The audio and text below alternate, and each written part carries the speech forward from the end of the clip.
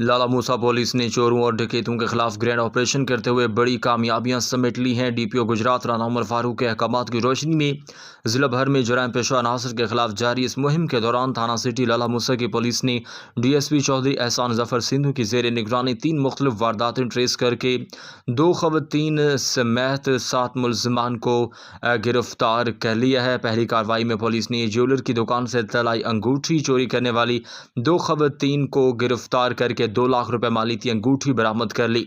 दूसरी जानिब चक्कर मोहल्ला से 5 बकरियां चोरी करने वाले बैनुल असलाई गिरोह के करिंदों को गिरफ्तार करके 50,000 रुपए की नकदी बरामद की गई। पुलिस की तीसरी बड़ी कार्रवाई में असले के जोर पर मोटरसाइकिल छीनने वाले 3 खतरनाक मुलजमान को हिरासत में लिया गया, जिनके कब्जे से 60,000 रुपए नकदी और वारदात में इस्तेमाल होने वाला 30 बोर का पिस्तौल बरामद किया गया। तर्जुमान पुलिस के मुताबिक गिरफ्तार मुलजमान से मजीद तफ्तीश जारी है।